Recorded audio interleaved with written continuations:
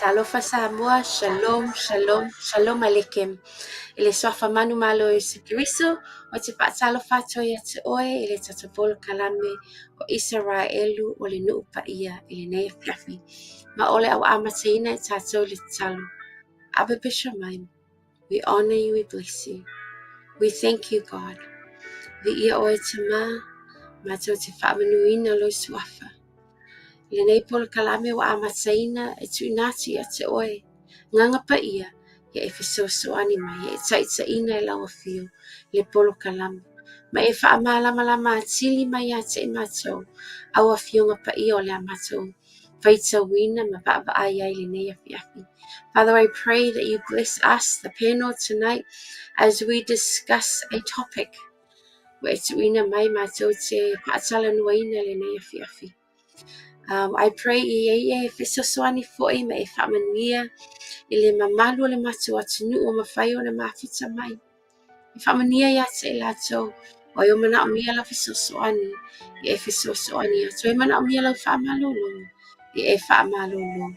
Whaamania mai ia te matou i whaafuaina le polo kalame i le swafa Yesu te taloai. Amen. Amen. Shalom Samoa, te whaatalofa atu, le swafa manu malo o Yesu Kiriso, i le tatu polo kalame i le nei afiafi, ma o te whaatalofa atu fo'i, i le matou peno, i le sunga i le toeina, ia aura Leatinuu, ia ma Pastor Mike, wa mawhaiona maafuta mai le nei afiafi, e whaatala no ina se tasi o mata upu, o sauni ali polo kalame ISARAELI o le nuu paia e whaatala noina le nei afiafi ia whaatalo whaatia o lua sisunga le nei afiafi.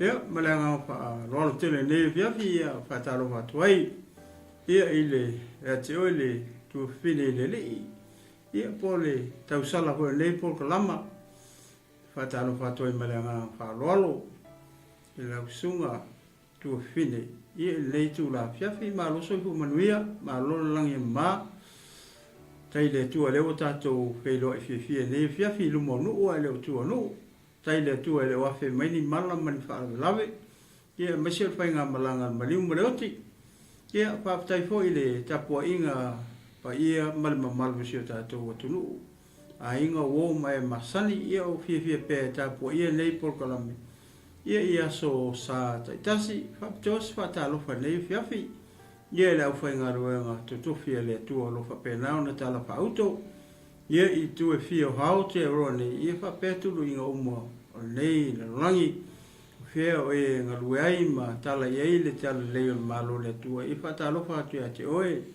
le tangata o le tua ia malofa le tua nei tu lao le fiafi whaatalofa atu hoi le tine o keriso le au paia ma le au pele ia i nei fiafi ia maloso i fo manuia malo te talo tai te talo o le mana o te talo ia leo lo mau i pele malosi e matau me se fwele au whainga ruenga ia manisi o platform ia o lo whapena o na ui o ina i pele upo le malo le tua ia whaatai te talo whaatalo whaatu malenganga whaaloalo nei fiafi ia me se fwele o mapaanga mainga le nei ala leo ma le nei ala hata o lo o fia pea e lango ina pea ia mamai moa mai pea i polo kalame taitasi ia Global Kingdom TV channel ia i le aso ma le aso i le taimi ma le taimi ia malo le soifo manuia malo ia le langi e mama ia o se whatalofa lea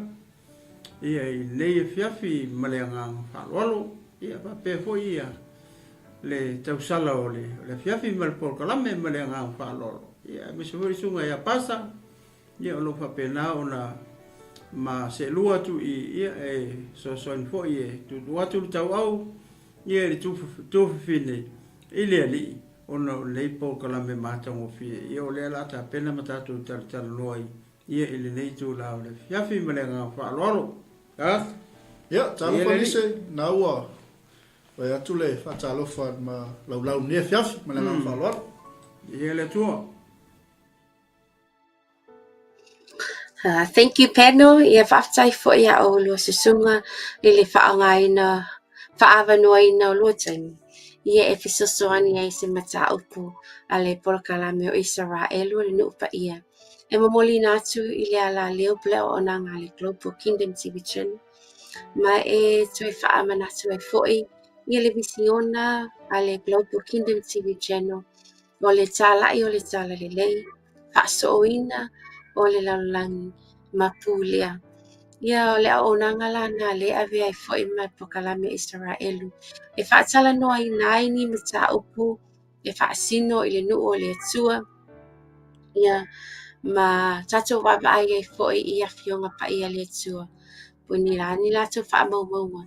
E au mai i lea mata upu, ma lea mata upu. Ia mo le nei afiafi. Le silifia Samoa. O te loa o loo mata ia o le tato atu nuu i tala fou ma tala lo au mai ini mea o tutupu totonu o sasai tutonu po o le Middle East. Lo e ai le nuu o le atua. Ia ma nuu o lo si o mia le nuu o le atua. Pela le vaitau nei, le watolu nei, ia lo ato nei le masina, talu na o sofai e Gaza, ia le nuu o le atua. Le aso o fitu, o ke topa, asa fitu mena se valu lea na o sofai ai e Gaza, ia le nuu o le atua. Ma o loo faa ngā solo nei la ni o sofainga a ISARAELI i totonu o Gaza. Ia e tele ia ni ala leo tele fo ini news o loo au mai ni tala ese. E winga i lea taua. O le taua o loo fai al temi nei. Ai whaalongo i le tala noa tangata alapi ma tala noa tangata Israel. O loo taua o se taua. Na ai lea o tangata laulangi i nei taua. Ia e tele fo ini manatu e lafo i lunga le social media e ala i nei taua. Ma le ni manatu o tangata ese ona o le taua o loo fai nei le ba o Gaza. Ia ma Israelu. Ia a o le nei afi o if ia whaatala noa ina e le porkalame a Israelu o le nuupa ia le nuu nei o Gaza. Awa o loo taa ua le nuu nei totonu o le afionga pa ia le atua. I loo lava manatu po le manatu fo e lo porkalame o Israelu o le nuupa ia. A tato wa ai i meo te tupu i vaitau nei. E ao ngā lava le tato wa ai i le afionga pa ia le atua. Awa o le afionga pa ia le atua, o le taiala lea, po o le la mepa lea mo i tatou. E whaamalama mai le afionga pa ia le atua, mea o loo tutupu. E mese lava, i le vaitau nei po le au ngā tupulanga ni o loo tatou iai, le taua o le au ngā tupulanga muli, po le au ngā tupulanga muli a lea, o loo whaatali i le afio whaalua mai o Yesu Kiriso. Moa o lo sisunga au da Leatinuu ma pasta mai. O le nei tupulanga le tau le o ngā tupulanga muli, po le vaitau o aso e ngata ai. Ai e whawhetai le atua, e tau te o mai le nei au ngā tupulanga po le nei vaitau. O umana whaataatia mai a fionga pa ia le atua. Ia ala e au na tatu saba vali ai, ma mea te tau na tatu whai. Awa lo tau o le salamu, o le upu le atua, o le la mepa lea i o tatu wala. A tutupu lai ni mea i nei vaitau, e ini mea tutupu. E te tau na tatu tilo i le fionga pa ia le atua. Po ani wha maunga le fionga pa ia le atua. O le ale tala noa mai le fionga pa ia le atua. E ala le ini mea tutupu. Mo le nei afi o te mana o e lai tatu te pa ai i le nuu le o Gaza. Po ani wha maunga mai le fionga pa ia le atua. Tatu te whaitau ai. Tatu te tilo ai ma va ai le nei afi. Ma tatu mana natu ai. Ai whaatanga ina e tatu umalava. Le anganga o le atua. E ngalue atu I lo loto. Lofi na ngalu. Le nei afi. Just before we go into our topic, Gaza from the Bible, or what does the Bible say about Gaza? I just want to briefly touch on the end time. O aso amuli tina tu Pastor Mikaele 𝚟𝚑𝚡𝚗𝚢 sa la ua fo'i manatu le ne fiafia awa tele o polofesa tele o whailauga whamai. O aso lo tatou ai o aso amuli o le nei au ngā tupulanga e vaai I le afio mai o Iesu. Ia le tele fo I tangata wa o ina I le isi afio mai o Iesu. O le tāua I o le tatou vaai I le afio mapai a le atua. E ai mese lava le nei vai tau tatou iai. Ia just the end time. What are your thoughts? You know, what's important for us as we go through this generation of the end time before the return of Jesus? Ia pala se lua manatu ai I le nei vai tau aso amuli. Ia mai lua manatu ai te inga tatou 𝚜𝚙𝚙𝚢𝚑𝚝 le afio whaalua mai o Yesu Kiriso. Ia mi le tua. Salo e le pai atu foi se finagalo pasta. Ia ole au kamua ia nei fes. Ia. Ona ole upule ole le tau pape o aso e ngatai. A tato vai tau nei le whenga inga fou. O le kele inga whamakala mai le whenga inga fou. Ia mele tau o aso e ngatai. Le ai pe o le aiela le tusi o le whenga inga fou. O le ai a mai le confirmation. Po le whamaunianga. Le anga o le upu le o aso e ngatai. Nga walo ia mai perfeka I kua. Le whenga inga kuai. Ai le I whanau Iesu. Pe o le mele tatou te si le whai mo kako iloa. Le moni ma le whamaoni o le upu o le atua. Pe a tatou, wawaila le upu lea. A pasta, pe mwhaiana Iesu e maia le yoelu e lua whamunmole. O tua, le kusia yoelu. Ngae mensel mai el perfeta o yoelu. Mele ta o le aso e ngata ai. A kirkilo la yei.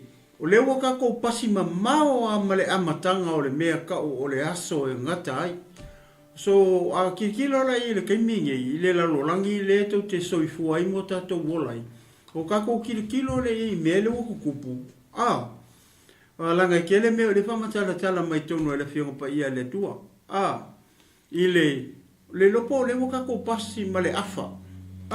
O free quarter. So po le waka ko laka le tip of the end times. Ole amatanga ole. Ia le mea ta o le aso ngatai nga pelo feka mai. We maua pasta vamon moli. Io elu e lua. Ia foi tolu e foi lua na i. Nai perfetta mai io elu. Pa foi we maua. Foi le tau abatoela fasoa. Foi leila, foi le tele mawar foi putato melola I lumal ngaluenga. Langa ngaluenga le tau talai. Le moli mau mai ngaluenga I le upula perfetta. Kako wa aila ye. Na valoia mai e perfetta. A le amakanga o mea ka o aso ngatai. Nga amaka kongo le aso ngalilingi mai le ngang pa ia. That's the beginning of the end times. Nga amaka le aso ngalilingi mai le ngang pa ia. I lunga o le afefe o piko o lunga mesa ia le urua ia kalesia. O le matanga nga. Te maua lai le ngā ruenga e lua pasta pa mumoli. Le aso le ngalilingi mai le ngang pa ia. Ngai mense le na le ngai io elu. Pa mumoli.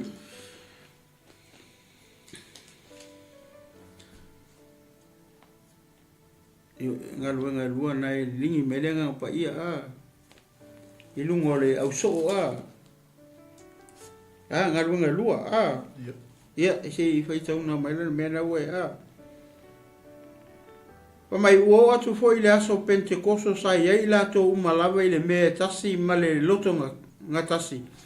Ona whaafua sei mai leo le taalili mai le langi. Pei se I o se matangi wangi tele mai.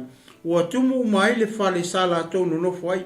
Ua iloa fo I lato o laulau fai wa pei se I o le afi. ua vai ina ua nofo i o lātou lunga tai tō tasi ua whātutu muina foi lātou uma i le nganga paia ua afo ai ona tautala i ngangana ese pei ona fo ina mai o le nganga o le ngangana ia te i lātou sano nofo i Jerusalema le ala whaso solo mai ai lalo i se isu e kua le whai upu le tau ai o elu i o i le whamaungi ai le ia le Pasuma le ono. ia la mwela pasta whai tau mai Le mea le nei ua whai mai ai le perfecta i o elu.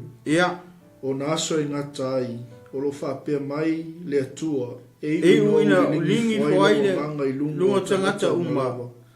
O na perfecta i mai le o tō atali ima o tō awhine. E loa whaalinga e o tō tau le lea. E whai miti fwai o tō e ina. O ia aso foi o te lilingi foi lo wanganga i lunga o au auna tane mau au auna fine la tau te peo feta mai ai mela le ka o le amakanga ole o aso e ngata ai nga amaka kongu e le aso pentekoso ai sea leanga lenga moli mau mai o elu kua e perfecto i elu le ko mention mai le tusi o ngaluenga so o le kai mila na ngai pa ka ko fu ai kausanga ia nga le lingi fu ai le nga pa ia i le afefe o pito lunga le sai le auso o le amatanga nga o le amatanga nga o le me ka o aso nga kai aka ko ngofo la le temi le wata to ye ma aso ye wata to ye ma ka ko kilo i me o kupula lan le ango o mea ia le falo ia mai le tusi le fa mai le matai o le lufu fama lufu lima fa mai si le kaua le si malo le singu ma le singu a le me ma ngai ko le fio pa ia le tua o le fa mai au ngi ko vale o ia ko loko o le tau tala ye o le tau tala i le kalesia ke riso le anga o le kalesia ke riso ngali lingi fo ye le anga pa ia ele o foi le fa pe o tangata uma ngala ko maua le nga pa i le aso pentekoso nga o pe te rua mai la ko ngo FILIFILIA Yesu mai la ko le sa ye lungo le fiafe o la ko ia le ngala ko receiving le nga pa ia o le nga pa ia la le o fo ina mai o le amatanga le o aso ngata ai ki kilo ia o le ala o mai le kalesia ko le e kala ia kala le e moli maua Yesu mai le kaiminga maka kilo le mele wa maka ko vava ai meio ku kupu lalang o i ka ki loi o kele o foi le o perfectanga Yesu wa foi perfectanga Yesu le o ka ngu isi me ai le ka ngu isi perfectanga o le isi perfectanga le i aso i o ka ko ye le perfectanga le ka tau tala i le perfecta o tanielu le mata upo esfulu le mela le ka o le poko po le technology le waka ko e ke mi fa mai kupu kele le poko e fe ka mo e ai solo ka haka e kupu kele foi le fasio ka haka ma le fa maringoko o le winga la o la tala foi le walu ai le mele ta o le aso e ngatai o le fi halwa ke maka mai le amakanga mantua o leva o umi wa umi le taimi o le aso pentekoso aka ko fuala ke mingi ka ko o le pe o le atangia mai e tatou ke visiano maletino ke viso o le ka ko o me ta o aso e ngata ai aso makaukia le ka ki anga yo ki e ka ki le o anga yo kula le ke visiano foi le maletino ke viso maka ko uma le so fu ma ola ke mingi ingi aso le o le kau ke anga ia ku ia so le anga ma so fainga ka le fa mai ele ia le apostolo ia ilo natali o Timoteo fa mai o aso e ngata ai e o mai ai aso fainga ta ai va ele le ke le o me nga lo mai nga ko ki mau le lus puru nga lo mai nga ku singa Timoteo ya ka kilo la ke mingi ka ke o lai ma swing o le lo o i ka fu loi o makua i fa ka ko fa pe ar mele wala ka laka ile fi mai Yesu so le fa malo si la mo ta to fu le mele o aso e ngatai lea ho ki kari kongu au, lea ko kiki lea waka ko o ile tip of the end times, lea ko ki soifu ai, ia mo mako wola, foi mako, ia pe o siau lea, whaasoa, foi lea, Lise ia mese foi le pasta ia mese le mai mo mai o le au ke sialo ne fiaf a matatu au ia fa pe ia mananga fa lolo ia le tu po fa mali ina le sili Lise ia ono le tato taimi ma le no fo io lo tato ia le la wo mata no fiel 𝚟𝚑𝚎 ina to le sunga ia Leatinuu ia na o le lua te saloni e lua ia nai fo ia le o me mo io mai ia ele io o ile aso so pa pena atu se tala ne fiafi o non monungo tato taimi mai na fa lo Paftai lava ia o lo sisunga ia le fa opofo mai i le tato mata upu ne fiafi. We just wanted to touch briefly because o me tutupu mai ia ele oni mea na le fatua tutupu o mea o lewa na valo ia o mea fo e au na sauni ele tangata kirisiano o mea lava e te tau ono tutupu ai le i o le pio mai o le tato wale i whaola o Yesu Kiriso. A o le tato main topic le nea fiafi. Le tato wa ai lea wani wha maunga a le fionga pa ia le tua e wha asino le NUU le o Gaza. Po Gaza. Wa tele lava le nei po kalame o na whaatala no ina atu le NUU o le tua ni wha maunga le fionga pa ia le tua. E ala le NUU o ISARAELI pe wha asino NUU ISARAELI. Ai ona o le tau o lo tupu mai. Na tutu e ka ai o ani wha maunga le fionga pa ia le tua i le NUU le o Gaza. E teimi mua e ta ua ai Gaza i te tono o le fionga pa ia le tua. O lo ta ua lea i le kenese se fulu. O ta ua le kenese se fulu. Ai tato wa ai le kenese se fulu. O lo ta ua mai ai ata lii o noa. Ma atu NUU po o NUU e tupunga mai i le whanau ngā noa. Ai tato whai tau ai la i le kenese se fulu. Whai upu e se fulu lima e o le lua se fulu. Me vai na tu nati a pasta mai ke pai tau le tato tusi. Le kenese se fulu lima e o lua se fulu. O loo ta ua mai i le atali o hamo. O loo maua mai ai ka nana. Ma o le tato wha longo le whai tau la whinga pa ia le tua. Ia ona tato atu le wha tala noa ina. Ia tusi whai tau ia wha mole lava pasta mai.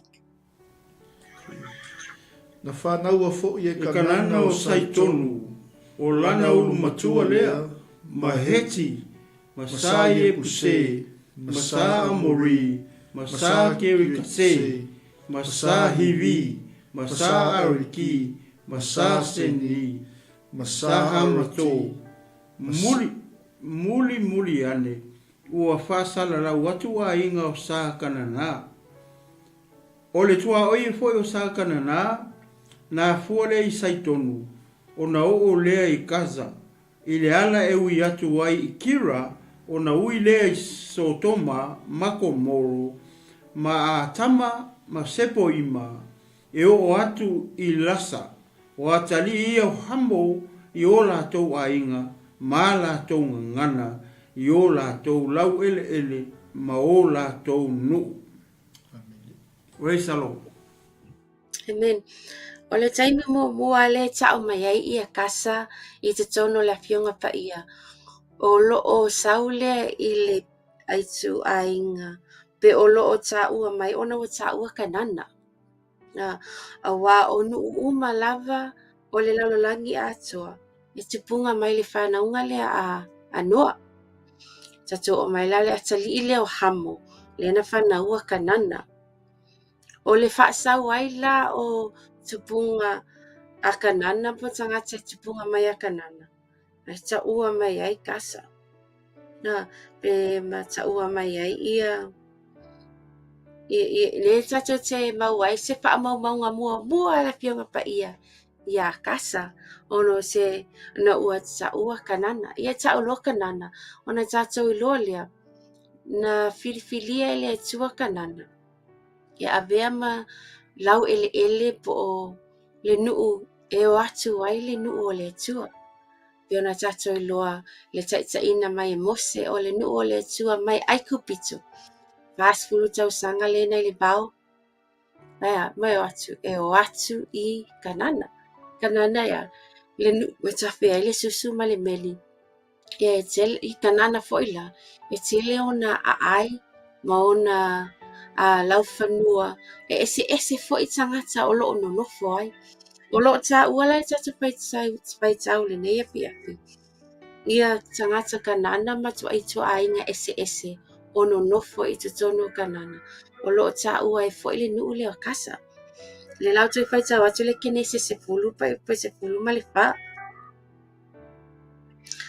Ma tagata o le autu o le kenese sepulu le taʻua o gafa o semu ma hamo ma iafeta. Paitau atu lai pai sepulu ma le fa ma le e faapea.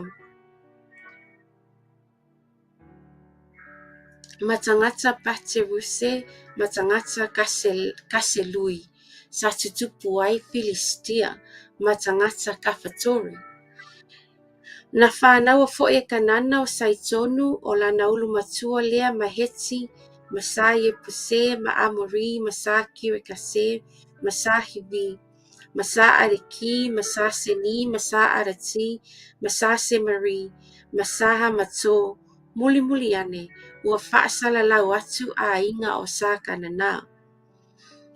O le tuaoi foʻi o sa kanana, na afua le saitonu, na o lea I Gaza, I le ala e ui atu ai I Kira, o na ui lea I Sodoma ma Gomora, ma Adama, ma Sepoima, e o atu I Lasa, o atalii I o hamo, I o latou aiga, ma o latou ngangana, I o latou lau ele, ma o latou nuu. Pia faina tuu mai lunga e Pastor Mike se taso tato map I lenei ai afi. We just want to see ile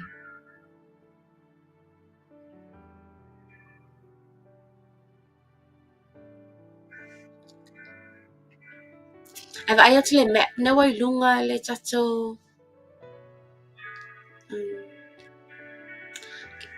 can it go any smaller? Pastor Mike Pabamuli. Olo eva ai atu ai le pizza o lava I lunga o le area nai lana moana. That's o Sidon mataya nga o saitonu na saua na ilalo le area umala na le lana moana fa mai o whanua umana ma nuu na po a aina I le vaitau o le teimi o iai ia le malo o ISARAELI ai le I vailoaina le taimi o Saulo ma Tabita. E te vaaila I le pitona I lalo I le on your left side. Titilo le area na tusi mai le Samia Merititirani.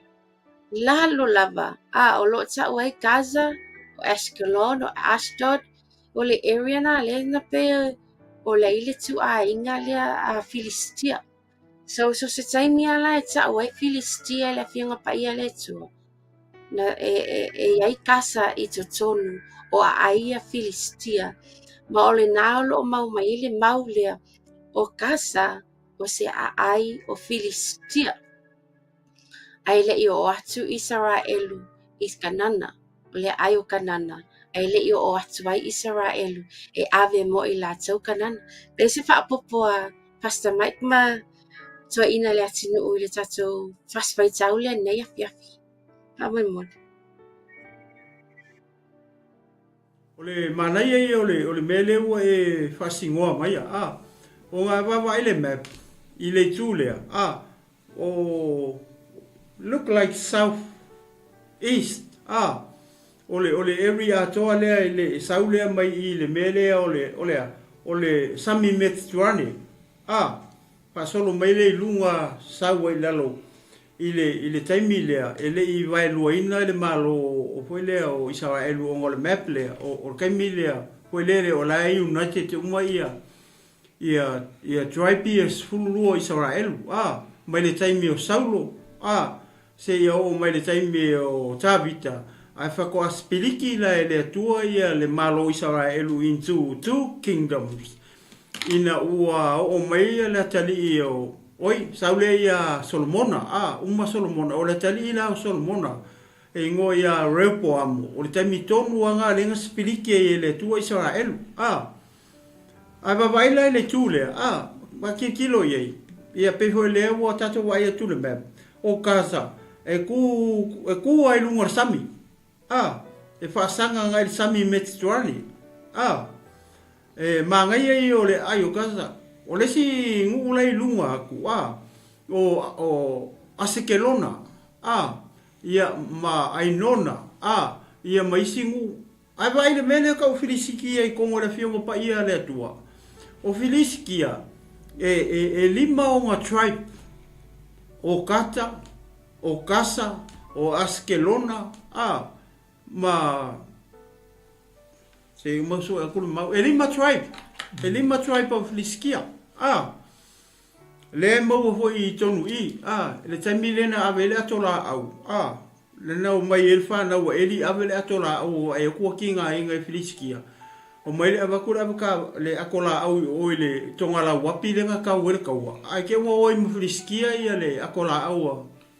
foi le ale tua le sai ala ko o le akola au la nga vaku faka milo umai i tribe la o Filiskia e afia ela makata o Gaza o Eskolona ia le vangai le map le mela ta o Filiskia la e lima ia o nga tribe pe lima fale kama po lima ito inga tangata ese le ko kongo me ka o Filiskia ia o tangata uma ia e ainga e foringa mai ainga tato te lore taimi ho le ngala ko ka vika ka mu Filiskia o ile Filiskia nga ka ia mai ia Filiskia ko uma le sai united mai ia tribe e lima o le tangata e ngoia o vele ngori basta ngoia koriaka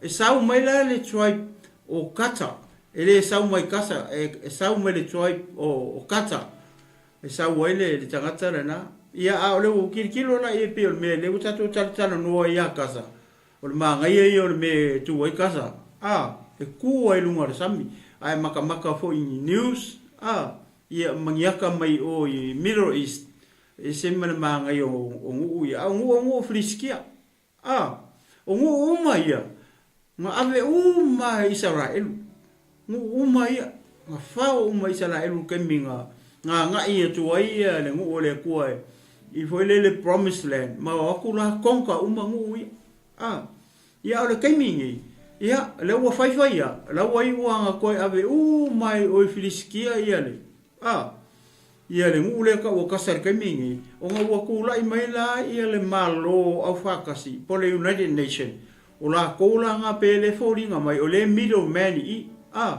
le o mai manga o ia Israel ku aku le fasfangua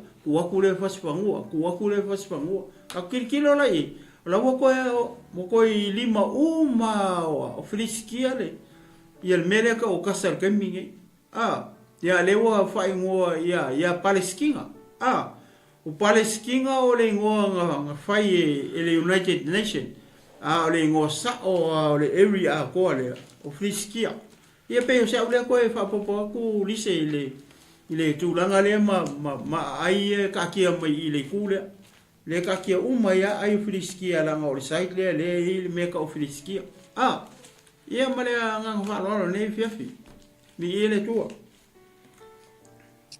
Thank you. Tātai lava Leatinuu le whaopopo mai. Pai se whaopopo Pastor Mike ki mea lo o ele tatu whaitau le nei afi. Hei, whawhatai. Okay, le tatu atu la e taua loa Filistia tatu mana tunatu lo NUU le o Gaza. Awa o taua Gaza a telo taimi tatu te whaitau la fio pa ia le atua. O lo tau ai Filistia. Pen paina pai tau mai whamal mole pasta le Deuteronomy e lua whai po e lua se fulu tolu. Tō no me lua whai po lua sumatolu.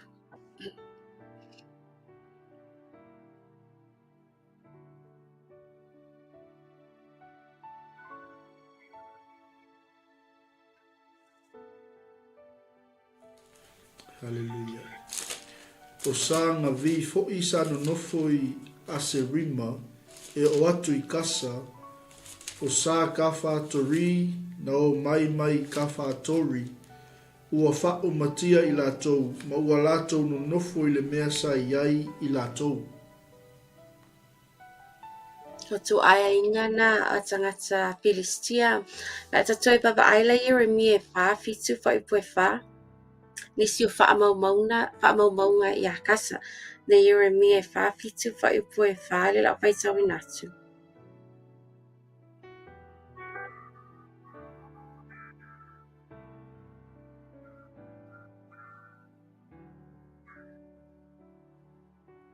Lo whaitau atu le Yeremia fitu wai pu'an mata upulea. Mua e o le fitu. O le malaia au o ia Filistia. O le afionga Iova wo o mai ia Yeremia le profeta ia Filistia. A o le fasia Gaza e Farao. O loo whaapeo na whetalai mai o Iova whaauta. E oso mai le vai mai le mātui mai le itui mātu. E whai fo ma vai tafe e lofi ai. E lofi ai le nuu ma mea wa tumuai. O le ai foi ma e ono no foi. O na alalanga ai lea o tangata. Ma o yo atoa uma o e no nofo I le nuu. Ona o le pau o atingi vai o auna solfanua malolosi. Ma le oso o ona kariota. Ma le taalili o ana mea taavavale. E le te tepai tua o tama ia la tau whanau. A wae vai o la tau lima. Ono le aso le a o mai ai. E whaatafuna ina ai Filistia uma. E vai e seina pesosoani uma ua tatoi I turoma saitonu. A wai whaatafuna ina e Iova o Filistia. O e ua tatoi o le nuu tu loto o kawhetori. Ua sele mama ina ulu o e Gaza. Ua whaumatia Askelona ma e o tatoi lo lato vanu. E te sele ia te oe se ia awhia. A we le pelua Iovai. E te le mapu ea se ia awhia.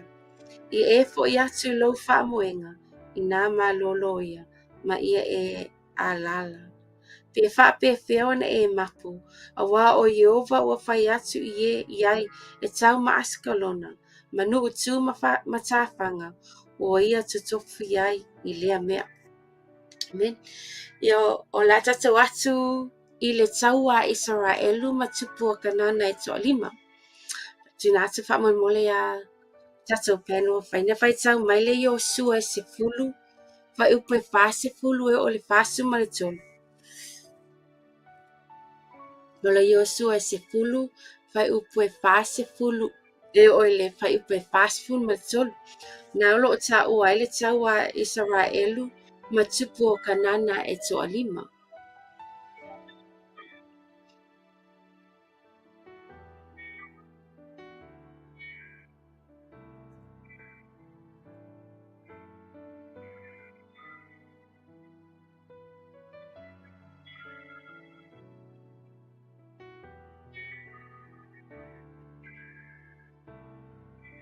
Sia e o suonu uma oile atu maunga, ma le tui tonga, ma le nuu maua lalo, ma le ele lango tasi. Ma o la tau tupu uma, ua le whatoe ia se tasi, a ua wha umatia o mea ola uma, e pei ona poloai mai ei ova le tua o ISARAELI. Ua whasia I la tau e Iosua, e afua mai I ka tesa pānea, e o atu I Gaza, male nuu uma o ko sena, e o atu I kipe ona. O ia tupu uma, maola tau lau ele na maua I Iosua, I le tau e tasi, a wā I ova le atu o ISARAELI, na tau e ia le tau a mo ISARAELI, o na toi foi mai ei leo Iosua ma ISARAELI uma, whaatasi mai ia I le tonga lau wapi I kilikala. o loo tui ta ua mai ai ia kasa ia. O loo ta ua mai ai ile taua Israelu ma tupu o kanana e to lima. La tatu atu niso tatu spai tau aloa ali mai I. So se taimi e ta ua I kasa ma Israelu. Po le whanau ngā lea tua. O ni taua e te tupu.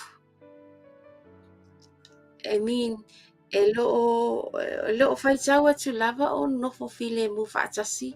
Ia le a ainei o Gaza po le ai lea o Filistia I kanana. Ma le nuu o le tua. A la tapa ngā solo pe la tatu tau whai tau pe nisa tatu atusi. La tatu atu le numero e tolu suma e tolu. Pa upo e 5 e o le 5 numero e tolu fa upo e 5 e o le 5 na lo ta ua mai ai le whaatonunga a le tua ia Israelu pe o atu I kanana a whaila o e mata mai le tatu polo kalame nea fiafi le o tatu o whailoa mai la fionga pa ia le atu o kanana o le ai o Filistia o lo iai le ai le o kasa so o le nuu o kanana o lo iai te tonu le ai na iai tangata Filistia o lo o tu ai te tonu ia le nuu le o kasa le o tau nei ma Israel po ua mai tau mai mele o tatu whai tau a tatu wa ai atu la tatu whai tau le numero e tolu whai po 5 e o 5 e whailoa mai ai e whaatonunga le atua ia Israelu pe o atu I kanana.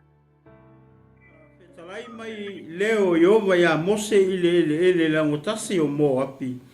E lata ane I oritana e fisanga I mai e riko ua whape mai ia e whai atu I le whanaunga Israelu ia whape atu ia te I la tou a o tou o atu I le lai tu o I oritana I le nuu o kanana ona o tou tulia ai lea o e nonofo I le nuu uma lava ai o tou luma I o tou ia o tou wha umatia ala tou wha tangata uma lava ia wha umatia fo I o tou ala tou tupua ua mea o ala tou mea maulunga uma lava tou te matua wha umatia ia tulia o tou le nuu ma o tou nonofo ai awa o outu ina atu le nuu ia te o tou e whaimo o tou tofi. Tou te tofi le nuu I le vili e whaima tofi o tou ainga. O e to tele I o tou avatu I le tofi ia tele. A o e to I titi I o tou avatu I le tofi ia I titi. O le mea e wha sanga I le vili ia le tangata e whaia lea mona. E maua o tou tofi I tua inga o tou tama. Ai a whai tou te le tulia I o tou luma o e ono nofo I le nuu. O na avea lea o ila tou o e ua o tou whaato toe ina ma mea matui tui I o tou mata ma la au tala I o tou I tou. Ma la tou whaati ngai a te o tou I le nuu tou te no nofo ai. E u foi na o whaia ia te o tou. E whaapei ona o manatu e whai ia te I la tou. Amene. Amen. La whaanga solo tatu whai tau ngā tusi le nei a fiafi wa o lo manino a le fionga pa ia le tua. Tatu atu lea I le Yosua e 15 whai upu e 5 e o le 5 o le tofi o le tiu a inga o saita. So o le Yosua e 15 whai upu e 5 e o le 5 a whai o maua mai whaamul mole whai tau. O eke rona, maona a ai, maona whawa a ai, e a fua mai e ke rona ma le sami o ai uma e lata I 𝚟𝚑𝚎𝚘 ma o latou whawa ai. O 𝚟𝚑𝚎𝚘 maona ai, maona whawa ai. O kasa maona ai, maona whawa ai. e o atu i le a lio ai kupito ma le samitele ma ona tua oi.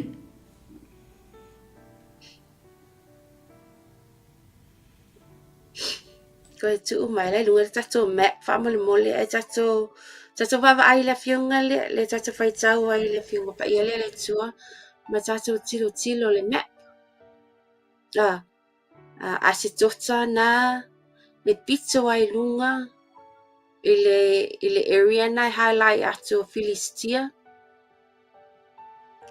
O tu mai le map pen faina fai tau a fanu mole a pasta mai pen faina toi fai tau mai ia nai fast fai tau ia tato fai tau mai. O e ke rona maona ai, maona whawa ai, e a fua mai e ke rona malesami. O a ai umai lata i ase tota, ma o lato whawa ai. O ase tota, maona ai, maona whawa ai, o kasa, maona whawa ai. Maona ai, e o atu le a lio ai kupito, malesami tele, maona tua oi. Okay. So ai vava aila na ile tusila na Yosua. Ai fai tau ai le amatanga ai fa mai o le tofinga o saita. Fa faina tato wo ile map le taimi o le si map le na another map fa mai mole a pasta Mike. Another map fa mai mole le si tato map. Maybe the next one. Oh, we'll go back to the other map. Okay, lala tato tula ile map lea. Se va aya tula ile map lea. Loa vai lua ia le malo Israelu I matu ma le pizza mai na I lalo na ia Utah. Le highlights mai. Ia ma le area na e highlight lava o le pizza Philistia. E ta o le sami tele ia o le sami le o le Mediterranean Sea to 𝚟𝚑𝚙𝚢𝚘 na va ai atu ai. A o le C2. If you can see the red line that's vai atu le C2 na la atu ai le borders le taimi o le empire taimi o 𝚟𝚑𝚎𝚘 ma Solomona. So a o le area Sayuta na e tau highlights mai lalo le area lanu moana. E la tala le area na e tono kanana na le NUU na o Philistia. Okay. Pe whaina tato le map, the other map whaman mo le apa, whaman mo le. Okay. Eva ai atu la le map le vai tau nei. So this is the modern day map I tono o society tono I le vale o tangata le NUU o Israelu ma NUU o lo iai tangata a la people tangata Palestina. Lo eva ai atu ai I Israelu ma le area na ta o le West Bank. So se taimia te whaalongo ai I news o ta o le West Bank.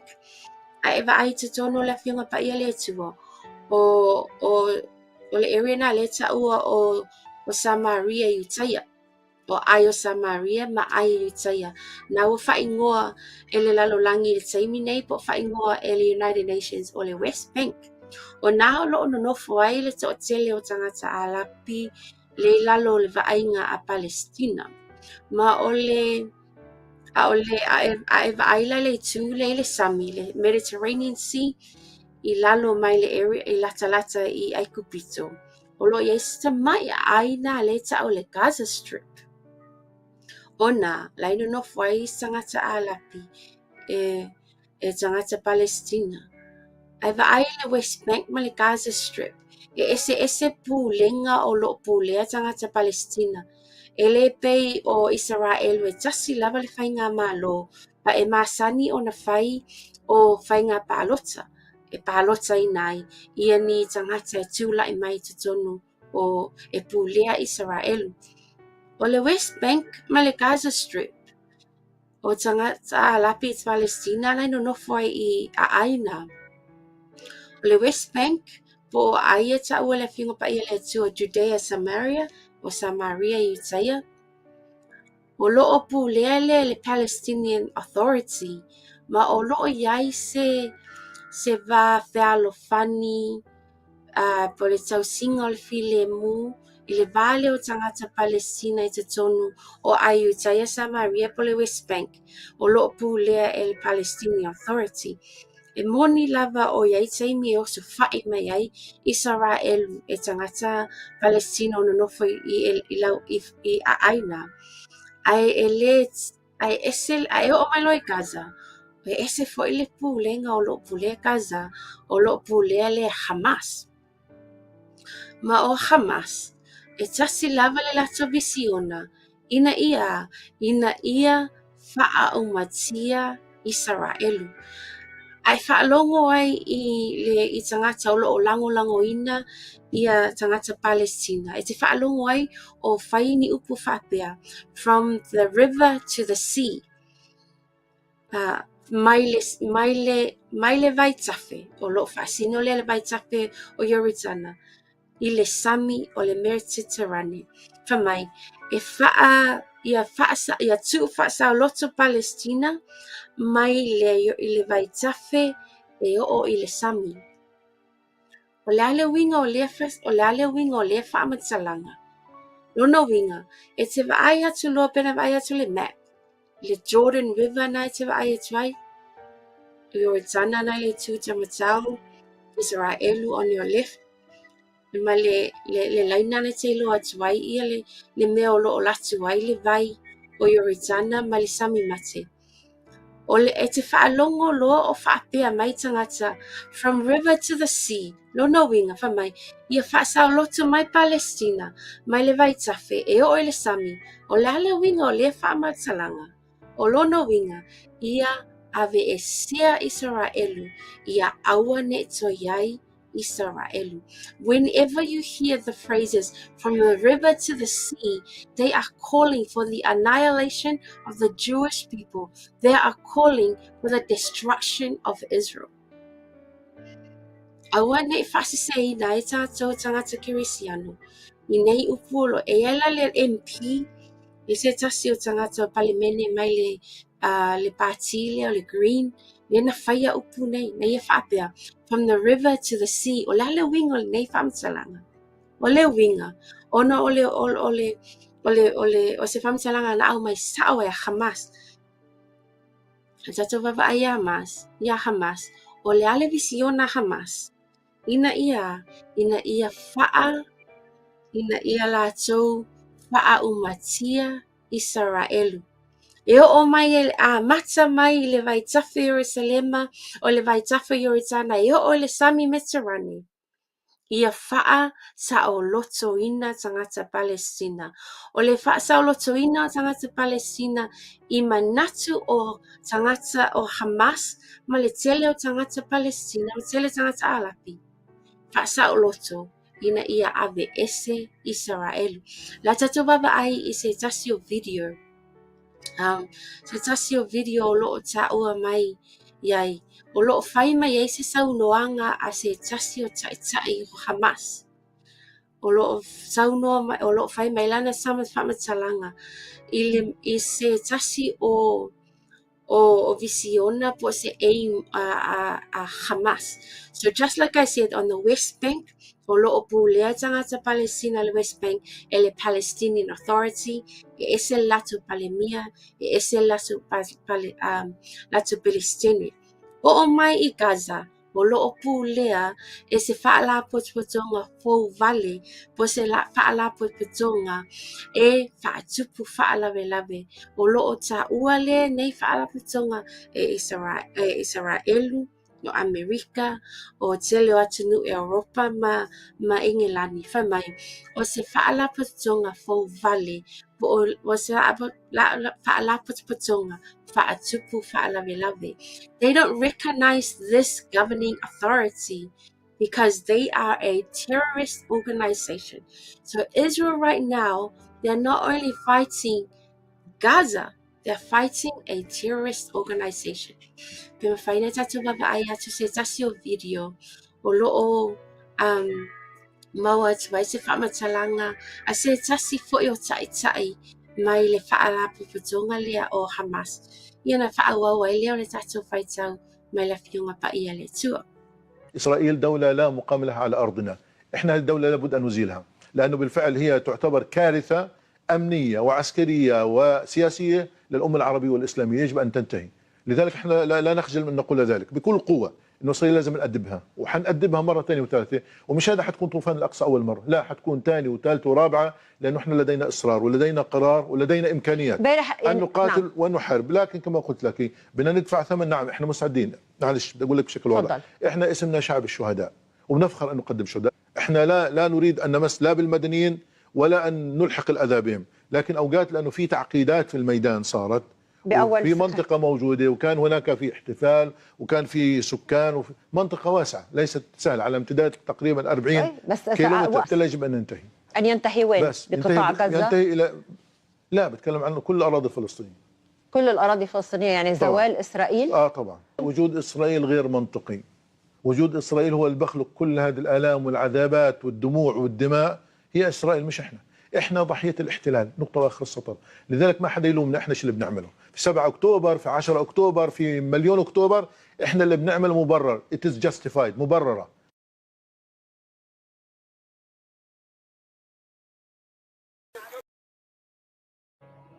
Okay, so se tasina o 𝚟𝚑𝚙𝚎𝚘 o Hamas. Whamai o le lato o le pupunga tia ma le tinga o langona I lato ona o loo iai le ai o Israel. O le lato visiona la ina ia faa umatia Israel.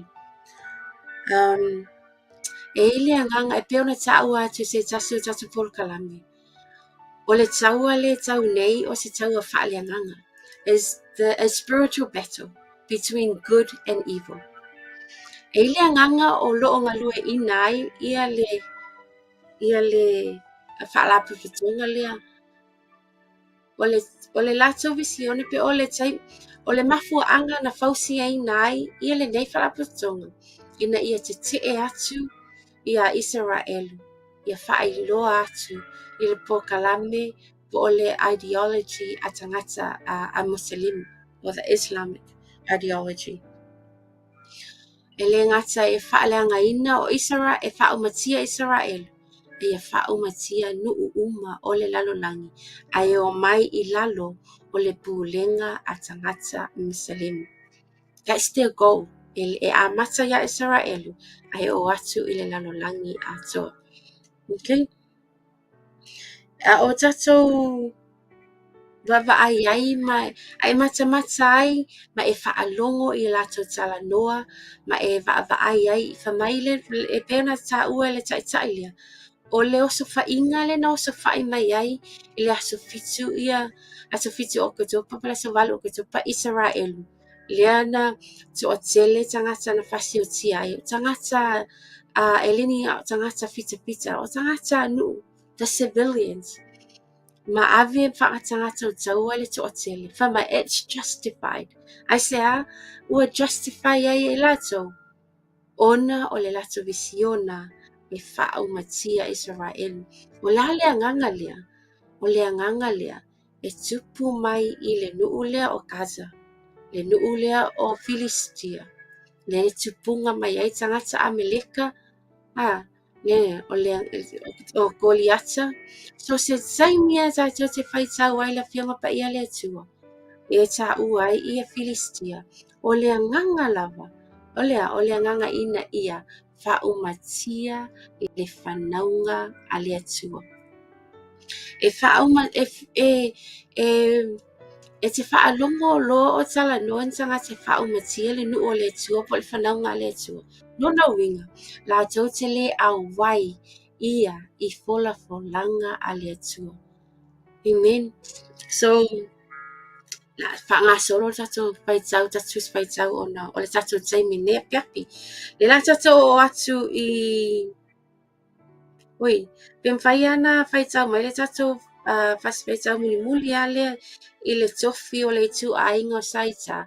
So we know Gaza is in the land of the Philistines, and the land of the Philistines was part of Canaan. Nena whaatunuina I le tuolo na nuu o atu e avea ma I latou. Na whasioti uma ia ni o tangata. Ma ave lalo I a latou me o si a latou taulanga. Me whaina whai tau mai le whaamasino mua. Whai upo se fulu ma le value o se fulu ma le iwa whaamale mole la.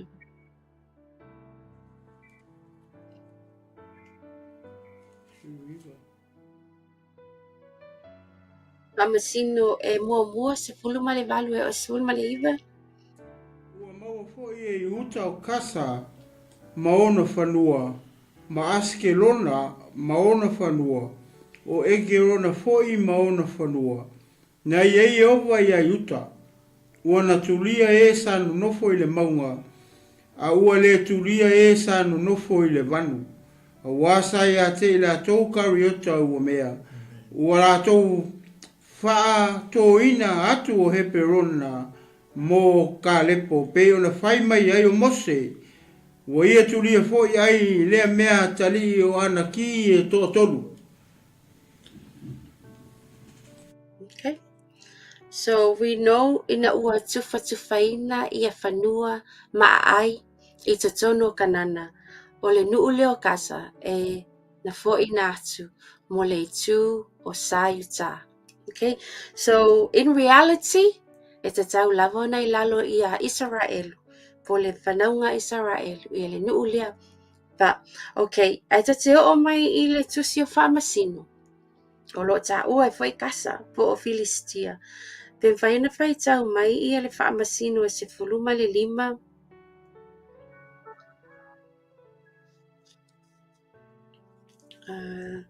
Whai mua ma le 2. Whaamasino e se fuluma le 5. Whai mua ma le 2.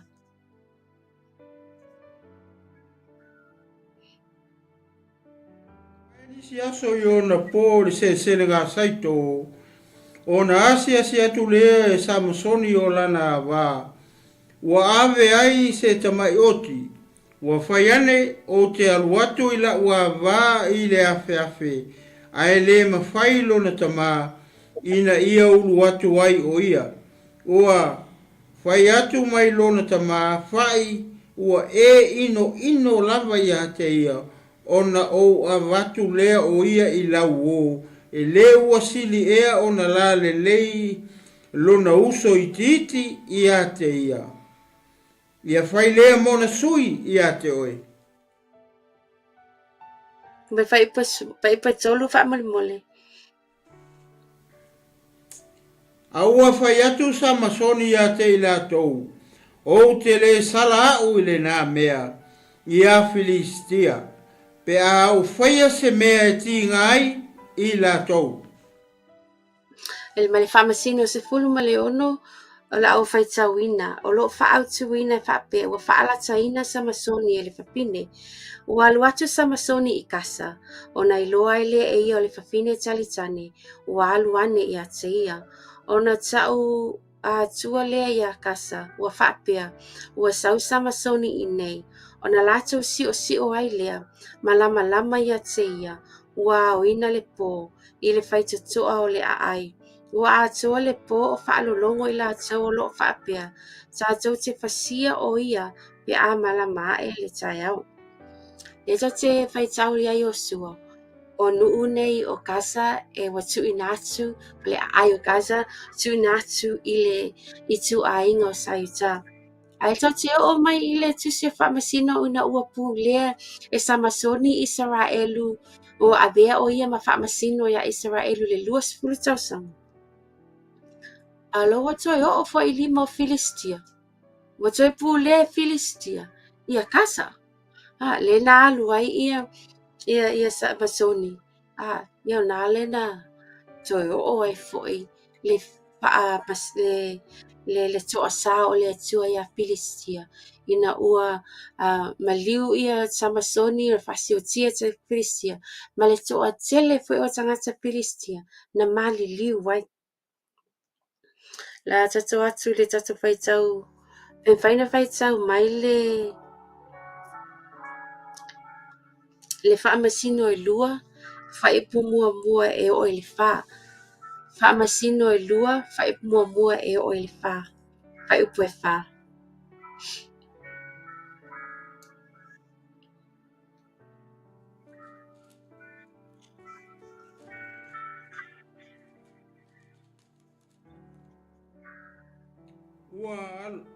Ua waere angelu e ova mai kilikala I po kima ua whape atu na o ave ina ae o tou mai ai kupito na o whao ina foi o tou I le nuu na o tou tauto ai I o tou tama na o whape ane foi o te le tu ma vaenga lava I la ufea ngainga mo o tou e whawawau o tou foi auane o tou whaise whea ngainga ma e o no foi le nei nuu ia o tou sofa ia o la tou whata whai taulanga a o tou le whalongo I la upu se ale mea o tou whai eile nei mea o le mea lea na o whai atuai o te le tulia I la tou I o tou luma ai a vea I la tou masasa I o tou tu e a vea foi o la tou atua ma mai lei I a te o tou.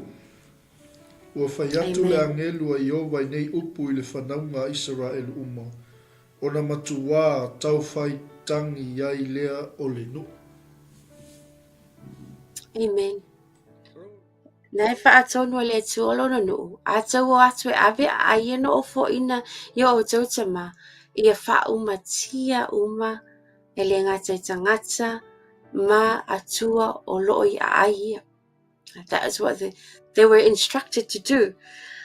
Okay. Ono le tato taimi la whaanga solo pea le tato ia le la tato atu ia Samuelu. ISARAELI ma Filistia o loo tusia I le tusia Samuelu. Pe whaina wha mole mole lava o na whai tau mai le mua Samuelu e ono, whai upu e se fulu ma le fitu. Lena a ta ua e le sunga le tua ina ia Leatinuu. Nga le ato la aule na ave I Filistia. Le lau tato o atu ai, wha maunga Samuelu. La lale ia Filistia. O le mua Samuelu e ono whai upu e se fulu ma le fitu wha mole mole.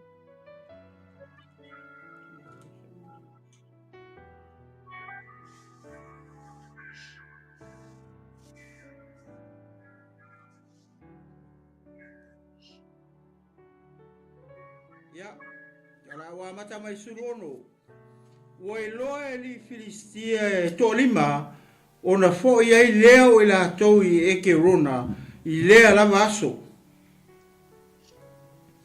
O sila I lalo auro nei na watu e Filistia e whai matongi ola I a Iova.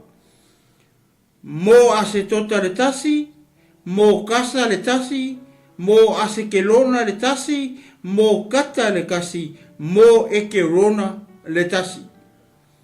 O I mo auro foi e tusa ma le whaitau o ai uma o Filiskia, o ai o ali e tolima, o ai I loto olo a toa lava mawhawa ai e o I le maatele na wha e I le ato la au Iova, o I le nei aso o loo I le nei maa I le whanua o Iosua le pete semeta.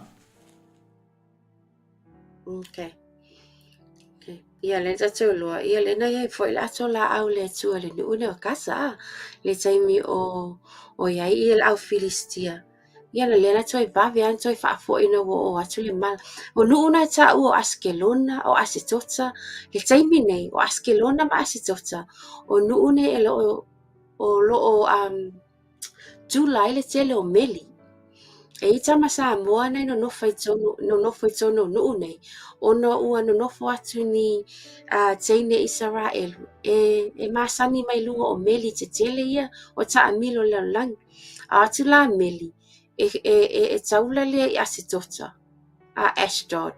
Ma taula lea I Ashkelon. O Askelona ma Asitota le vai tau nei. O loo le vai ngā ISARAELI. E lo o misa. E lo yese tau e le vao Askelona ma Asitota ma le whanaunga ISARAELI. Na o kasa lava, ona ua toe whaoa e nuu ese I a kasa. le mea na ilo maua le filemu e ile tupu ele no tato vai atu famole molea le lua le tupu se fuluma le valu fai poe valu lua tupu se fuluma le valu fai poe valu o lo ta ua mai ai le no fa inga eskielu le eskielu o le tupu le 𝚟𝚑𝚙𝚎𝚘 o lo ta ua e fo ia le va o eskielu ma le nuu ne o kasa pe faina fai tau mai o le lua le tupu se fuluma le valu fai poe valu Ua ia fasia Filistia e o lava I Gaza maona nuu. O le pae o tangata leo leo atoa ma le aino fo olo. O le whao tausanga o le tupu e skia, o le fitu fo I lea o tausanga Hosea la tali o ele le tupu o Isaraelu. Na alua e ai o 𝚟𝚑𝚙𝚎𝚘 le tupu Asuria I Samaria ua ia wangaia. Tolo ta uai, na si I tau foi ia le tupu o 𝚟𝚑𝚎𝚘, le tupu leo eskielu, I le nuu leo kasa. Okay, la whanga solo. Le Yeremia e whāsmu mai fitu whai mua wha mole mole. Yeremia e whāsmu mai fitu whai mua. O loo ta ua mai ai leo so whai mai ai o Farao I a kasa. Yeremia e whāsmu mai fitu e whai mua.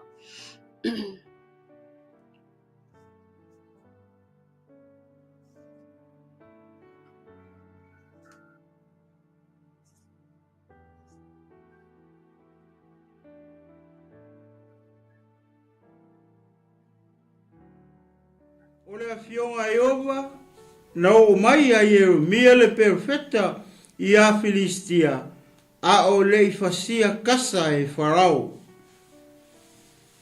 Yeah. No winga na ele teimi na fasia ai ia kas ile nuu leo kasa e Farao. Farao le sau mai I Aikupito. Ia vaila le teimi nei e so o lava ia Gaza ma Aikupito. Ma o le teimi la nei o loo iai se awala o loo avatu ai se fesosoani tono Gaza. Ma o loo o le vala o Gaza ma Aikupito. Loa whaawa noa e whaongaina e mālotu whaatasi. Nā o ina ia toi whaafo I mai tangata o isi atu nuu o loo I tono Gaza. O se tasi leo awala o loo whaonga fo e o loo taua nisi. O loo tusia nisi o lipoti. O loo ngā luluele mālo o 𝚟𝚑𝚙𝚎𝚘 ina ia toi au mai ala tau tangata o loo nonofo I tono Gaza. Ia o loo whanga aila ia le vale o Aikupito makasa. Mai o mai le teimi nei. O loo I tangia le nuu o le tuapo Isaraelu e le tele o malo. Whamai o Isaraelu o loo tau fia le fesosoani le avatuina o le fesosoani I te tono Gaza.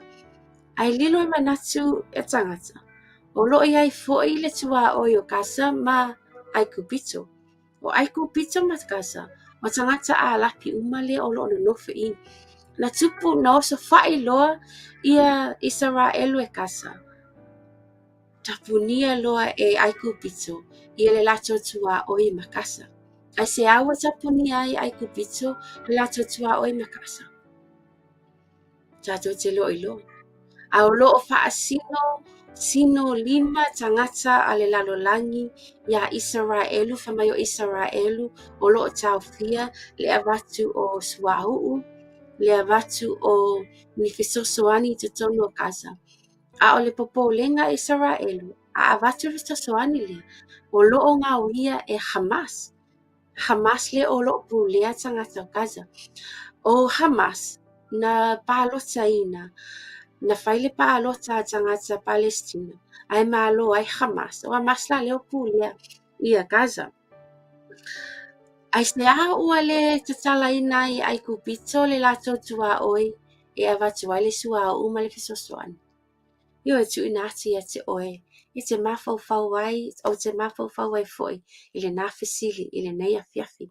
E le na o Isaraelu o loo tua oi ma Gaza, o loo tua oi foi ia Gaza, ma Aikupito. Ai o loo blame lava I lalo langi Isaraelu, ai ngalo ia te latau, e mawhai fo'i ai kupito o na fesoasoani I tangata o Gaza. Ia ai le mafuanga. Ai tuina atu. Ia whai sausuenga ai le mafuanga o I loo o whai matapuni ai kupito. Ia le tua o Gaza. O Hamas, e loo iai se a whengainga whalofani, o se whengainga o le FILIFILIA le wā o Gaza ma ISARAELI po ono Hamas. E le mawhaina lātou sainia se FILIFILIA ma le nuu o le atua, ono le lātou visiona, wha umatia le nuu o le atua. O le nuu o le panona, o le nuu o Aikupito, o le nuu o Yoritana, o nuu tua o ia ma ISARAELI, o loo iai whengainga o le FILIFILIA o umana sainia I lātou ma ISARAELI. Ai le mawhai lava, o na sainia se whengainga o le FILIFILIA ma se whaalapuputonga o loo manao e whaumatia le nuu o le atua. O nisi o whaamaumaunga tangata popoto o le tuspa ia whamai, o le anganga lea, o le anganga Amaleka. A tatou talanoa e fo'ela le tupule o Amaleka le na whaatanuina e le atua Saulo ia whaumatia uma Amaleka. Ai whaasao mai e Saulo le tupu o Amaleka. O Amaleka le tupunga mai ai ia Hamanu. A manu o loo tusia le tusi o eseta. Tau ma whai fo'i ina ia whaumatia tangata 𝚗𝚑 po le nuu o le atua. O mai ai teibi nei, o loo iai lava le anganga lea. Le mea le whamanatua, it's a spiritual battle. E leo tātou te talo mo tangata innocent I te tono Gaza. E le anga uma tangata Palestina po tangata ala. Ai ona o ala tau tai o pulea Gaza. O loo o le lātou visiona ia whaumatia le nuu o le atua.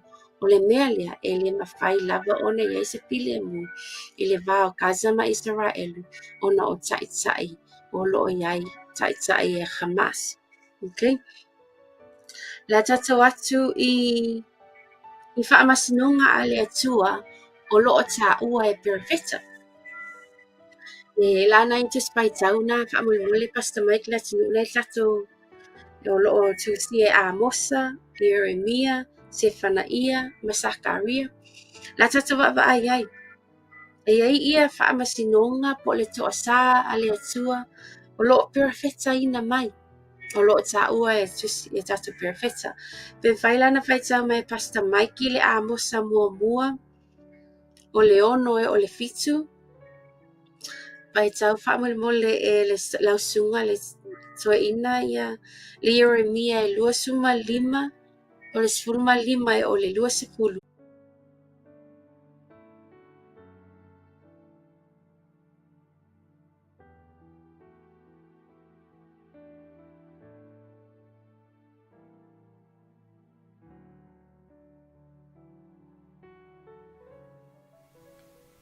Ia le toa natu le ai wa ai o ta yo se fa le tonu I lunga tatou laina o no le mao le no fanga o lo mafuta mai futa tatou missionary le fiafu ia e malole msai ia le o tatou ia I tatou tusi le o le a musalom tau mua ia le lau fai tau winga fai mua ono malfitu. Ia ono malfitu ia ai tuina atu I le te ina ia Leatinuu ia le Jeremia e 25 ia lon fai upo 25 nga I 20. Amen. Praise the Lord. Ia le la fai tawina le Amosa mua ia lon fai upo e ono malfitu. Mai lon fai tawina o lo fa pe mai Jehova e toluanga sala kasa e fa foi o te lele liu ese ai I lana sala a wana latou faa tawhiaina le tawhianga ato otoa ia tuina atu wai I e toma ai o te tuina atu le afi I le pao kasa e faa umatia ai ona maota ia leli Jeremia lusu lima po ipo lima se ia whangata mai le po ipo lusu fulu. Awawa whapeo na whetalai mai o Jehova le atu o ISARAELI ia te au. Ia e awe le ipu waina o lo ne ita ai lau lima ma whainu wai ia tunu uma o te awina atu ai oe ia te i lātou. Lātou te whinu ma tau teva ma whamalea ona o le pelu o te awina atu ai ia te i lātou. Ona o talia ai leo le ipo ai le ao Iova. Ma o whainu wai atunu uma ma awina iai iau e Iova. O Yerusalema ma ai o Yuta ma ona tupu ma ona ali e whaia i lātou ma mea ngau. Ma mea whatafunaina ma mea e uisai ma whawhanonga e pei o na whai i le aso nei. O Farao o le tupo ai kupito mana au auna ma li uaya te ia malona nu uma o tangata ese uma ma tupu uma o le nu o Usa ma tupu uma o le nu o Filistia ma Askelona ma Kasa ma Ekerona ma e o totoe o ase tota. Amen. Amen. So i fola lau tusi le 𝚟𝚑𝚎𝚘. Whai muanga i le onu. Ia le alo whai tauina le sefanaia e lua. Ia alo whai mua e fitu. 𝚟𝚑𝚎 lo mta upo e iwa. I whai mua i le onu. A le alo whai tauina le sefanaia e lua. Whai mua e ngata i fitu. Ia o tau wha poto o tau. I nā wha poto ia o tau le nuu e le mana o mia. Ma nua o le i whanau mai le pule. O lo o mawai atu le aso pei o puti o saito. Ma nua o le i o mai le to o sātele o Iova ia te o tau. Ma nua o le i o mai ia te o tau le aso o le to o sā Iova. Ia o tau sa ili ia Iova. O tau uma uanga malu i le nuu. O e ua whaia lana wha masinonga, ia o tau sa ili lea mi o tonu, ia o tau sa ili lea nga malu. A tonu e lilo ai o tau i le aso o le toa sao Iova. A wae tu lafua ina, kasa, e avea foi ase kelona, ma mea ngao, o ase tota la tau te tulia o ia i le tu tonu o le la, e lia ina foi e kerona. O i tā lofa i e nofo i nuu tumu tā whanga, o le nuu o ke reti, o lo whaasanga i ate o tau le fionga Iova, ka nā nae le nuu o Filistia, o te wha umatia oi, e uina le aise e nofo ai, e avea fo i nuu tumu tā whanga malotoa a manu, ma vai eli o e leo manu, malotoa ma moi. Ia lea la tuina atu i le songa ia Leatinuu na te whaitauina le 𝚟𝚑𝚎𝚘 ia alo whai muanga i le onu. Ia 𝚟𝚑𝚎𝚘 whai muamua pangata mai fo i poe ono. O le avenga le fionga Iova i le nuu o Hataraka a o tama seko o lona malo longa lea. A wā e wā i atu ia Iova o mata o tangata mai tua inga uma o ISARAELI. O a mato foi o loo tua o ia i o turo masai tonu, e ui lava o na sili lona poto, ua whaia foi e turo le olo mona, ma ua whaupue le a rio e pei o le efu, ma le auro e pei o le ele i fafo. Whauta e tulia o ia ele li, na te taia foi lona marosi e pau i le sami, e whao matia foi o ia i le afi. E vai atu i ai Askelona o na matau ai lea. O kasa foi e vai i ai o ia o na ti ngā tele ai lea. A toa ma Ekerona a ua whaamaina alona whaatua tuanga. E whanono foi le tupu o kasa ma Askelona e le aina ia. E mau le tangata ese i ase tota o te whaumatia foi le mata ngō fio o Filistia. Amen. O se whaamaumaunga a le tusi a whengai ngā fau i le nuu o kasa. E maua mai le ngaluenga e walu whaipo lua ono e o le luasu ma le fitu. Ua whai mai fo i le a ngelu a le alii a Filipo. Ua whaapea mai Ina atuia, ina alu le tuitonga, I le ala e alu ifo ma Yerusalema I Gaza, o le mea ua tuufua lea. Ona tu lea o ia I lunga ua alu whaauta fo'i, o le tangata a Etiope, o le eunuka, o le au na sili a kanake le tupawhine o Etiope. Le na tausiana o loa uma, na alu atu o ia Yerusalema, e tapua iai. There's a positive I le taua mai o Gaza, fa mai o le ala e latu ma Yerusalema I Gaza. Lena maua I le eunuka lea le tala le lei. Lena whaanga ia le tua Filipo.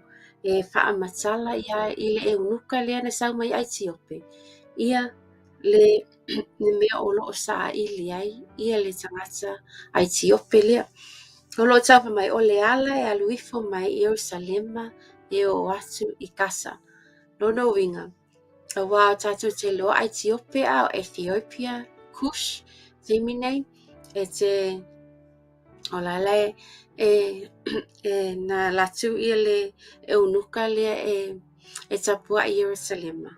Ama o le ala lea I Gaza, Yerusalema I Gaza. Lea na whaali atu ai e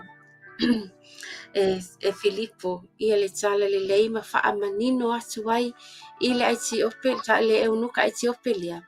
Ia le upua le tua peo na taua I le tusi a Isaia.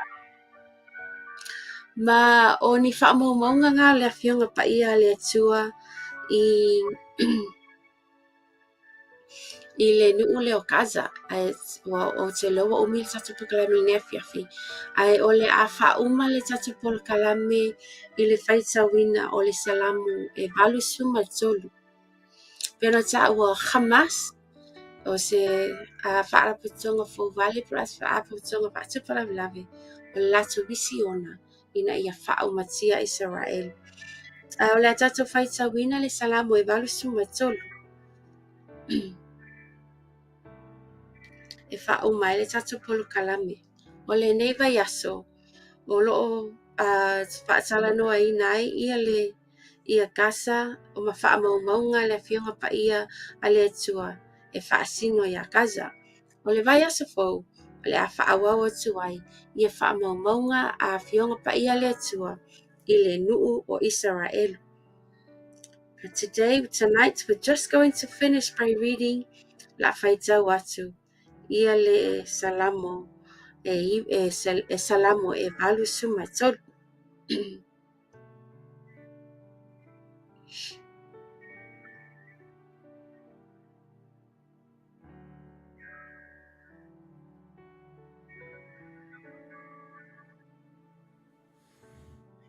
Lau whaitauina.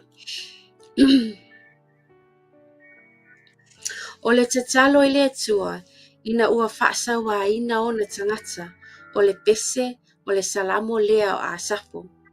Le atuai, awane e le whetalai mai. Le atuai, awane e le tali mai. Awa fo'i ne e mapu. Awa whaauta, ua wawa o e waita ia te oe. O e wa ino fo'i ia te oe, ua lātou whaamaualunga. Ua lātou tonga whiti whaalilo lilo I lau nuu, ma lātou tau pule pule I wana tia oe. Ua lātou whapeane, o maia, ia tātou whaumatia I lātou, ia leto e whai manuu, ia leto e manatua lava le ingoa o ISARAELI. A wana lātou tau pule pule ma le loto ngatasi, ua lātou whai le whengainga e te atu ia te oe. O fale ia o e toma masa ISARAELI, o Moapi masa Hakara, o Kavala ma Amoni ma Ameleka, o Filistia a toa mai e ua nonofo I turu, o Asuria fo'i ua whaatasi ma I lātou, ua whaia I lātou ma whesosoani I le whanaunga a lota. Ia e whaia ata I lātou e whaepeo ne e whaia ia mitiana, ma Sesera, ma ia pino I le alio ki sona. Na whaumatia I lātou I ene toro, na ave I lātou ma ota mo le lau ele. Ia e whaia o lātou ali I e peo o reva ma se eva. Ia peo seva ma sale muna fo'i o lātou ali umu. O e na whapeane, ia tātou whai mo I tātou, o mea e whio ai le atua. Lo'o atu wai, ia e whaia I lātou ia pei o le mea whaatawale, ia pei o le aputi o saito I le lea I le matangi. Ia pei o le afi o na susunu le wau matua. Ia pei o le mumu o le afi. O na wha mu wai maunga. Ia wha peo na e tuli loa ia te I lātou I lou a wha. Ia e wha atu wale ia te I lātou I lou asi o sio. Ia e matua wha amaya te I lātou. Ina ia lātou sa ili lo suafa I o bai. Ia wha amaina I lātou ma ia wha atu wale ina I lātou. E wha ababau lava. Ia maasiasi I lātou ma ia whanua I lātou.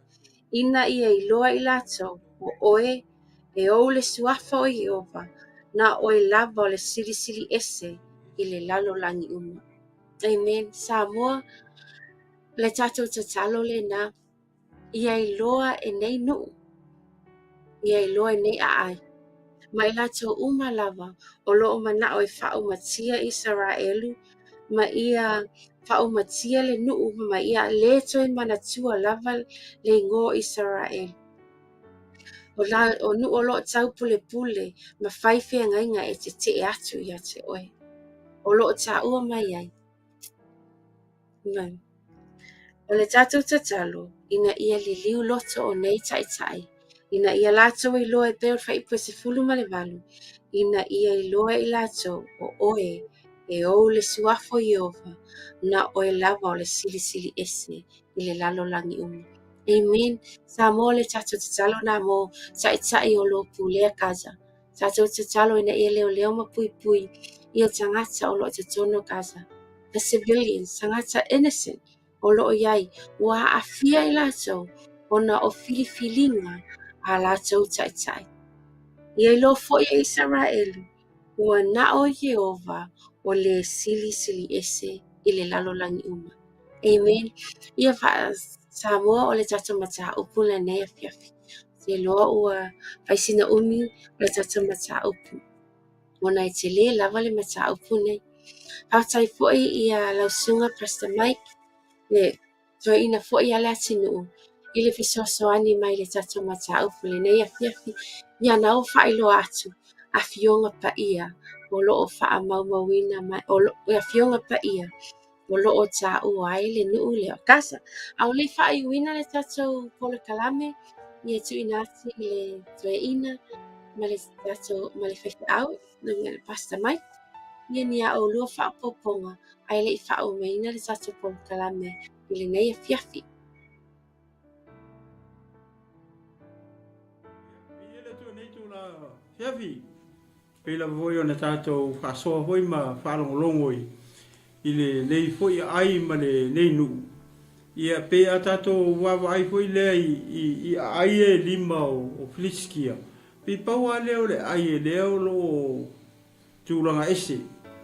Mai ai umai e lima o kata o eske lona. Nei I lena matou whalaulau atu le I te leo mau ia na matou whai atua. Ai pe o le malie hoi lea o le ai lea o Gaza.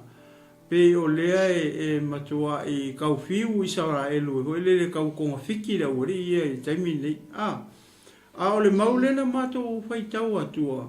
Hoi lea I le Samuelu. Whai mai o whatu le tua e o e whaumatia. Ai waku le ngu le kiringi e uma. Ia le ngu. Le alafa mai e o le mea le ua whai ila tau ma sasa I o kou iku. Ma mea ki ngai o kou maka. Le alai o mai a le aso ngai. Ma fua mai le sia. Ona le ua aku whetare atu le tua e o e whaumakia. Uma awangi ko e whaola sesi. Ia leo aku. Wale whaia le mea e, koe le lena whina ngalo, e le tua e makoi kiringi uma kaka uma. A leo o aku hoi le pi wa ku isi kaka whasao isi tangata. Ia lea lai mongi, ia lea whamele le po le tua. O le mea lea ngau manga o kou ke whaia I ala kou. O lea la lau whaia lo ia kou. Oe vai le mele o tupu nei o leo pe o le mele o le fina ngalo o lea tua. Ia o aku ISARAELI e wha makia uma ia tripe o Filiskia. A leo o aku leo siuskai. le ala fita lai mai lo le tua o le mele o fina ngalo e fai tangata ia le ala o ko le fai le mengo fika lai mai le tua a le ala la fai lo ia ko pe o le o reverse ia le tua ia le mea i longa mo ai sea ia le ususka ia ma le falongo i le tua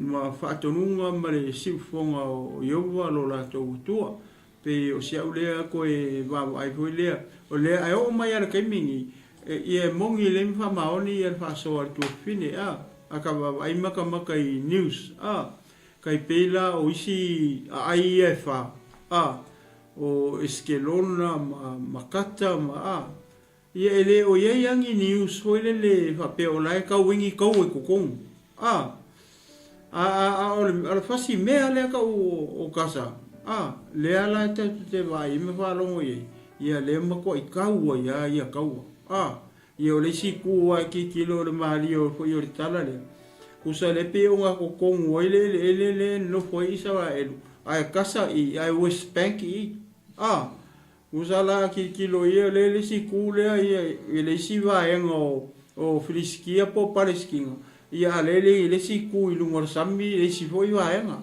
le nga tutonu ISARAELI pe kasi nga me o le pe faingata ia o le manga o le wali kasa ia ku ko kasi ala ko ai ba foi news le manga o le wali le i West Bank foi le ku ko kasi ai pule la ko ia kula i mai le kai o Palestina i le mere ngo foi le wali i West Bank ai va kulo o le wali i Hamas le o le mere o kasa ele manga o ifo ia kai lo ko le lopo i sa o ia me ai u te ngofo au ia mo kilo maka ia kau ke le lo pe sa me o ren va pe ai u ke kar ko o la si le fie le tua me ma le ai se me o pongisa i le tuo ISARAELI le tua le ka ku au ia pe o sa le to e pa popo poi le Lise nei fiafi mana i tele ia le mata upule pe ona tatu tala no ia i le fasi ai ale ngo ia kasa pe o ko pa wale o le ai foi le o FILIFILIA po Palestina le ka mo fa ia ISARAELI ho le ka ko o wasa ia ISARAELI mo fa le ngau ko maro o fa kasi mai mai le mele a saingi fe ngol file mu ia nga uma ko saingi uma saingi el file mu ko ka fo ma fu mo sia ma fu ma la o ngol manga o FILIFILIA e nga ISARAELI sam ko ave uma la ko mo pule uma la ko ele ia pe o se ule to e fa boto Lise nei o ia pasta pe fisa na ia fa popo ia paulo se me o le te tau ai lo u ia mata o i so lo mala fa lo nei tu la fiafi ia o fa sonal mala lo Lise o no le manu o tato taimi ia salo le fa o wino tato po kala me la fo ia so pa o le lo fo le li ia fa tai tele mo le fa no ina fo lo taimi ia wa tato so tau au e ngā ruenga ma lo le fola fo le nea fiafi ia over to you Lise. Amen. Thank you, Baftai, i lau sunga. NUU ia ma Pastor Mike i le fisosoani mai foi. Le tatu por kalame le mea fiafi. I just want to remind people, the Palestinians, the Arabs, the innocent civilians are not our enemies. O le fili, o la tau, o 𝚟𝚑𝚙𝚎𝚑, o lo o te i folofalanga a le atua. Amen. So ole ala e awai atuai pe langolangoina e tātou. Ia le nuu o le atua. Ona tātou te langolangoina. Ia folofalanga a le atua malona nuu. A o lātou lo te ai. Ia tātou te talo ina ia whiliwa. Ina o lātou loto. Amen. Ai, te talo pia mo le nuu o Gaza. Ai me se fwoi tangata. The innocent civilians o nofo iai. Yeah, o lo paaya e Hamas. Just before we finish, Famin Wali Pastor Mike le met muli na e loai Gaza. Ia malato so fainga le na so faia tuai. Ia ai I te tono ISARAELI Famin Wali. So o Gaza na ma nuu ma'ai o Israelu na e mumu ifo ia na ia those little red things, dots. O na o atu ai leo se whaia Gaza. Na o lava I tonu o Israel. Ma nale to atele ina wha na o na tawhanga to e fo ilo keti. I nuu e tua o I makaza. Pero se o se whai, lena o se whai mai ai ia Gaza. Ona e la lata ia tua o Israel makaza. E na whaongani masini te tele e so loia I le pā, le wā ai Gaza ma Israelu, e le ngata po ilia. O ni awala na o atu ai lunga le ea, ma o so whai atu ai. Lewa to a tele ai ia tangata Israelu o maliliu, ma awe ai fo I whatangata o taua. Ma o le taua na mahfua mai ona ua o so whai Gaza, pa o so whai Hamas, ia Israelu.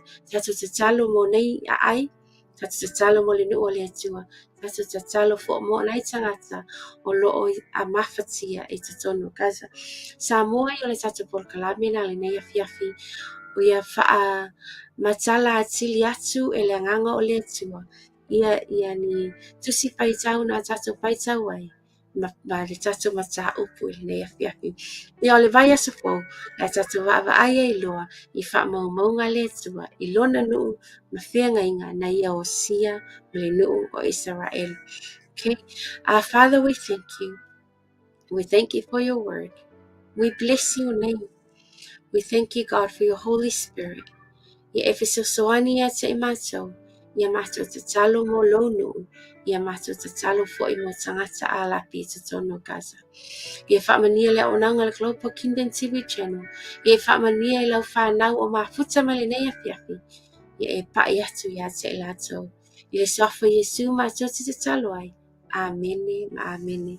So thank you so much for watching. Thank you for joining us tonight. So from us here at Global Kingdom TV channel, God bless and Shabbat Shalom.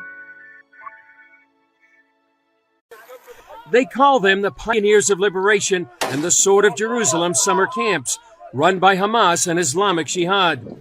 These videos, posted by Memory, the Middle East Media Research Institute, show what the youth of Gaza are doing this summer. We did not come here to enjoy ourselves or to play, or anything like that. We came with our souls, our blood, our martyrs, and are wounded to sacrifice ourselves for Palestine and for our people. This promotional video urges students from primary school, high school, and college to participate. In the camp, target practice involves AK-47s, anti-tank weapons, and video simulations. So that in the next phase, Allah willing, these boys will be able to confront the plundering enemy and disfigure its face in the next war. In May, Hamas and Islamic Jihad called the 11-day war with Israel the Sword of Jerusalem. Their goal, preparing the next generation for the next war. We say to the enemy, these children picked up these weapons, and we trained them how to use them, as well as how to take security measures, so that they will follow in the footsteps of their fathers and take up arms, Allah willing. I chose to spend my vacation in the Pioneers of Liberation summer camp in order to continue the path of my father, the martyred commander 𝚘𝚙𝚎 Abu Bilal, and in order to strengthen our determination and to liberate Jerusalem, Allah willing. These young men and boys learn anti-Semitism at an early age. We asked Hitler why he left some of you alive. He did so in order to show us how wicked you are. We will come to you from under the ground and hammer fear into your hearts, and above the ground we will tear your bodies apart with our rockets. Scram into the shelters, you mice, you sons of Jewish women. Memory has been monitoring these summer camps for 10 years. The videos and images from those camps illustrate and reflect the way Hamas is operating and deepening its control. In 10, 15 years from now, the kids will be adults or parents and maybe even officials in Gaza and decision makers. So the extremism in Gaza will be even worse. Hamas took over the Gaza Strip 13 years ago in a bloody battle with the Palestinian Authority. So since birth, this generation has been raised only on the values of these terrorist movements. This is, of course, only deepening the crisis there, thwarting any chance for dignified, peaceful life for the kids and for all the residents of Gaza. She feels the international community needs to speak up about these camps. While these kids are in camp, Hamas leader Ismail Haniyeh is visiting nations like Mauritania, pledging to continue the war against Israel. Let me tell you, my brothers and sisters, the sword of Jerusalem will not be sheathed until the blessed Al-Aqsa Mosque is liberated. Given these summer camps, it appears clear the goal is that the battle for Jerusalem will continue into the next generation.